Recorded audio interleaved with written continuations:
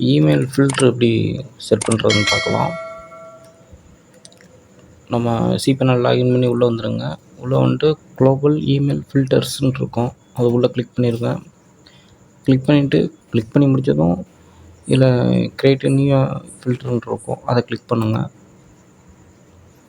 Click பண்ணிட்டு இதுக்கு ஒரு நேம் கொடுத்துக்கலாம். அதாவது இந்த நேம் கொடுக்குறது வந்து இங்கே உங்களுக்கு ஷோ ஆகும் எங்கன்னா நீங்கள் உள்ளே என்ட்ரி வரும்போது. இப்போ பேக் வாங்க. இப்போ நாட் இன்ட்ரெஸ்ட்டுன்னு கொடுத்துருக்கீங்க இல்லையா, இந்த மாதிரி உங்களுக்கு ஷோ ஆகும். உள்ளே போய் நீங்கள் எப்போ வேணாலும் எடிட் பண்ணிக்கலாம். நான் என்னென்ன இது கொடுத்துருக்கேன் அப்படின்றது ஃபுல்லாக இருக்கும். இப்போ நம்ம உள்ளே வந்துடலாம். கிரியேட் நீங்கள் கொடுத்துக்குங்க. இல்லை நீங்கள் ஏற்கனவே வச்சுருந்தீங்கன்னா அதுக்குள்ளே போயும் பண்ணிக்கலாம். புதுசாக பண்ணுறவங்களுக்கு இது இருக்காது. கிரியேட் நியூ ஃபில்டர் கொடுத்துருங்க. ஃப்ரம் அப்படின்னா இந்த மெயில் ஐடி, அதாவது உள்ளே வந்தீங்கன்னா அப்படி இருக்கும். முதல்ல இந்த ஃபில்ட்ரு எதுக்கு யூஸ் பண்ணுறோம்னா, ஃபேவரட்டாக நம்ம செலக்ட் பண்ணி வச்சுருக்கவங்களுக்கு மட்டும் மெயில் போய் வச்சுக்கலாம். இதில் நிறையா ஆப்ஷன் இருக்குது, ஸ்டெப் பை ஸ்டெப்பாக சொல்கிறேன். டிஸ்கார்ட்னால் இந்த மெசேஜ் வந்து நமக்கு வந்து இங்கே இன்பாக்ஸுக்கு வராது. ரீடைரக்ட் டு இமெயில்னால் இந்த குறிப்பிட்ட மெயில் ஐடி மட்டும் அங்கே போகும். அதாவது ஃப்ரம்னு நீங்கள் இங்கே என்ன கொடுக்குறீங்களோ அதில் உள்ளது மட்டும் அங்கே போயிடும். இதில் உங்களுக்கு என்ன ஆப்ஷன் வேணுமோ செலெக்ஷன் பண்ணிக்கோங்க. எனக்கு இப்போ மெயில் வந்து வரக்கூடாது, அது ஸ்பேமிங்காக வருது, ஸ்பேம் மெயில் நிறையா வருது, அதனால் அப்படின்றப்ப இதை கொடுத்துக்கலாம்.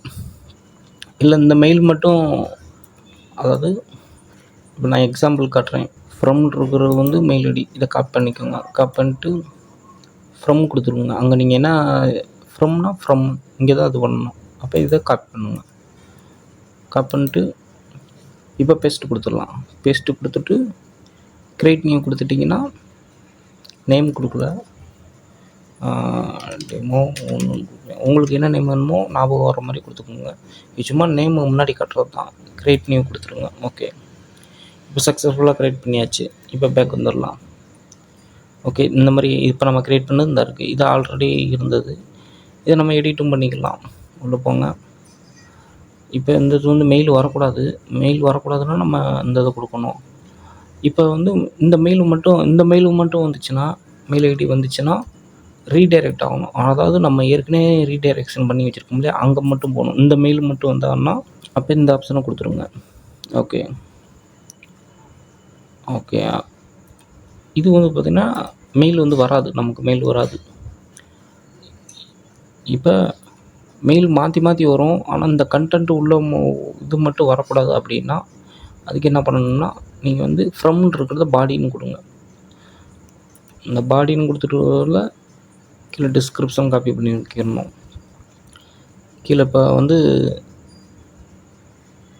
இப்போ இந்த பேர் போட்டிருக்கு இல்லையா, ப்ரோட்டான் மெயில், இதை காப்பி பண்ணிக்கோங்க. அதாவது டிஸ்கிரிப்ஷன் உள்ள இந்த எந்த கீவேர்டு வரக்கூடாதுன்னு நினைக்கிறீங்களோ அதை மட்டும் இது பண்ணியிருக்கேன். இது வந்து ரிமூவ் பண்ணிடலாம். ஓகே, ப்ரோட்டான் மெயில், இந்த கீவேர்டு உள்ள உங்களுக்கு என்ன கீவேர்டு வரக்கூடாதோ, அதாவது அந்த மெயிலுக்குள்ளே டிஸ்கிரிப்ஷனில் இந்த கீவேர்டு இருந்துச்சுன்னா அந்த மெயில் வந்து வராது. அது எந்த மெயில் ஐடியிலேருந்து அனுப்பினாலுமே அது வந்து வராது. அந்த மாதிரி உங்களுக்கு அந்த கீவேர்டு உள்ளது வரக்கூடாது அப்படின்னா இப்படி செலெக்ஷன் பண்ணிவிட்டு சேவ் கொடுத்துருங்க. அது எத்தனை மெயில் ஐடியிலேருந்து அனுப்பினாலும் இந்த கீவேர்டு உள்ளது அந்த மெயில் வந்து இங்கே இன்பாக்ஸுக்கு வராது, இங்கே வந்து வராது. ஓகே, அவ்வளோதான். தேங்க்யூ ஃபார் வாட்சிங்.